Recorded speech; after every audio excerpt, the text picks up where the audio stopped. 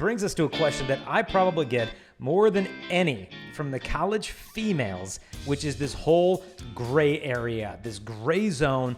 What the heck do I do? I'm with this guy. He's sending me all these signals, but he's not moving forward. I'm not sure what he's thinking. What the heck am I supposed to do? Like, I wish he would just ask me out and just make it clear and define the relationship, but he's not. And so let's say you've got that girl. She's just sitting there. It's gray. It's somewhere between friendship, not quite boyfriend, girlfriend. She's wondering why he's dragging his steps, but she doesn't want to be the girl that has to ask him to ask her. What do you say to that girl? Because sometimes they can get stuck in this for a year, waiting for him to make up his mind, only for him later on not to. And there's like, great, there goes an entire year of my life. Totally. Well, it's a very easy answer. I have her purchase and hand him this book, which is called The Dating Blueprint by Jason Evert. This, like, seriously, I was reading this and I laughed so hard because I was like, he is answering every question that I get from men and women all the time. Like, it's really funny how much these two go together, because in my book, I did the hey to I do, like, how do you go from hey to I do? And it's funny because I couldn't get to everything. So I always say there should be 3 extra chapters in my book. One on breakups, one on what to happen when the guy you like goes to the seminary. And the last one would be on what do I do when I have, like, dropped every hint in the book and it's so gray and I don't know where, guy and girl, and at Benedictine, I'm really blessed to be privy to watching the dating scene live. Because I live across the street from 2,000 college students and they're phenomenal, like absolutely phenomenal. Benedictine, come hang out. But there's a lot of, like, awkward dating, like I spoke at Franciscan and I did like the top 10 awkward Catholic college dating thing, and people were like rolling.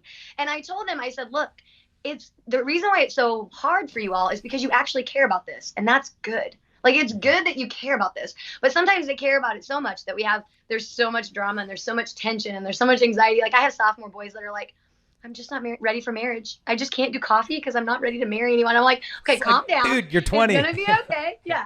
But they have a great point, right? Because a lot of times what happens in these circles, and I'm speaking to all the young adult circles, like the young adult, like City on a Hill, the young Catholic professionals, like I love all of those groups. I love young adults in big cities getting together. I love it all. But it's hard, right? Because a lot of them are such good friends that all of a sudden it's like, oh, shoot, like I kind of like him, or, she kind of he kind of likes her or whatever. And it's like, I don't want to ruin this friendship. What if I ask her and she's like, you're ugly? Or what if I ask her out and she's like, never? And then now it's like every time I see her, I'm like, I'm ugly, or like, I'm kidding. But you know what I mean? Like, there's like all this like, unspoken stuff, and then like the other half of the friend group is like, would you just date already? Like but nobody says any of these things out loud. And at Benedictine I just found out this thing where these students go on freights, and I'm like, what's a freight? And they're like, it's a friend date. We go on freights all the time. I'm like, a friend date? And like this one girl was like, yeah, we've been going on freights for like a year and a half. It's awesome. And I'm like, okay, hold on. You go on a date as friends for a year and a half, guy, girl, and like you've never thought about actually dating each other. And they're like, no, we would never date each other. Like it would ruin our friendship. And I'm like, okay. So like, what would a good marriage look like? You know what I mean? Like, it's like, so again, you have like the whole spectrum with this dating, because it's like, it's hard. I mean, we're human. We're scared of rejection. We're scared of commitment. And that reminds me of like, it sounds like they're getting on a train, only the track goes in a circle. So that you're not going to Cleveland, you're just going in a big circle, then you get back off. I'm not throwing anybody under the bus, but like these students that do freights, it's kind of like, okay, on the one hand, cool that you're actually like, going out and like getting to know someone and stuff. But I think my question to them is always like, so why have you not thought about marrying this person? Like, this is the makings of like a great marriage. The fact that you guys can go out and have a great time, and like friendship is like the foundation stone of these great relationships. And so the gray area, we're just talking, we're just texting, we're just hanging out, all the way to freighting over here. You know what I mean? Like, there's so many levels of it, right? But like, I think what's so hard for a lot of people is we're just talking, we're just texting, we're just hanging out. You can get stuck in that for like a year. And it's really easy for, I think, people to, one person may think there's something more than the other. It's like, oh no, we're just friends, but we text all day and we talk every night and, all these things. It's like, well, what is your definition then of dating? Because I think that's where it gets kind of muddy. And that's why in the book, the natural progression of a relationship, I went very slowly through each one, acquaintances. Hey, how's it going? I kind of know you. I'm familiar with you, right? To like true friends, which I could talk about for another hour and a half, to like dating, which is, well, I call it, DTR, like defining the relationship, stating your intentions, then dating, then courting, then engagement, then marriage. And the reason why I split up DTR, dating, and courting for a reason, because a lot of people think that, like when you start dating, it's like get a ring, like they skip from dating to engagement, and that puts a lot of pressure on dating. And then a lot of people think that dating is like, there's no DTR, right? So like define the relationship, state your intentions, and I joke in the book that there's two. There's one that's like, hey, I'd love to get to know you without our other 40 friends around. Would you like to go to coffee? Versus, sorry, my phone is like keeps going off. Versus the idea of like going into a relationship where you're like, we've been kind of talking and texting and hanging out, and we've been kind of getting to know each other, but like, are we ready to make this second step and define this relationship and say we're dating? Yeah.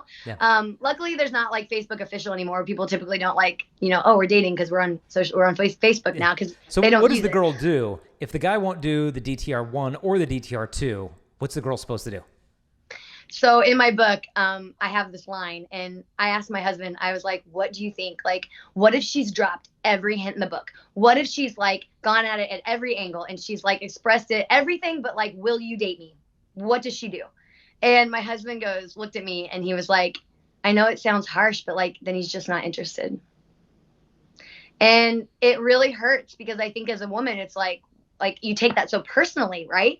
And that's why chapter 16 on breakups is sometimes rejection is the greatest gift, because it gives you clarity.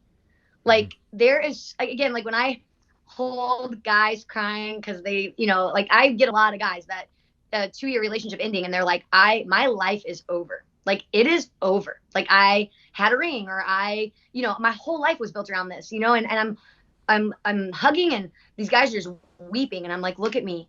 You deserve to marry someone who loves you as much as you love them.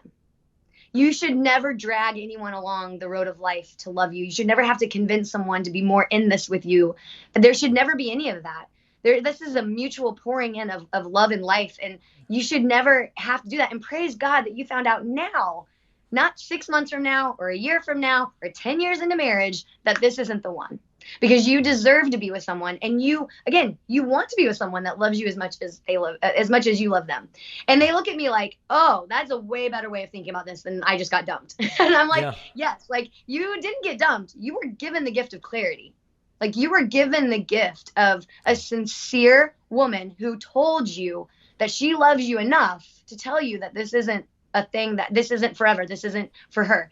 That's a gift. Because a lot of women, a lot of men string each other along for years and then come out with it. And it's like, I could have been happily dating someone else like 6 months after our breakup, but instead I'm in this relationship. And so it all kind of circles back to that. You can't make anyone your savior. You can't make anyone your everything. You have to run, not at each other, but with each other towards the Lord, eyes on the prize, eyes on heaven, helping each other get there, loving each other well, freedom, chastity, whole 9 yards. Because if you don't have it, then all of a sudden you start running at each other, you make each other your everything, and you run that risk of using one another. Hey there, I hope you enjoyed that little clip, but if you want to see the whole episode where this came from, just click the link here. And in the meantime, we want to invite you to help us share this message, and there's a couple things you can do real quick. Number one, if you like or comment or share this video, YouTube will actually show it to more people. Also, don't forget to subscribe, hit the notification bell. We release videos every single day, and you'll be notified as soon as those come out. If you want to help us also to spread this message, you can support us at patreon.com/Jason Evert. That helps us to create these videos and show them to the whole world. God bless.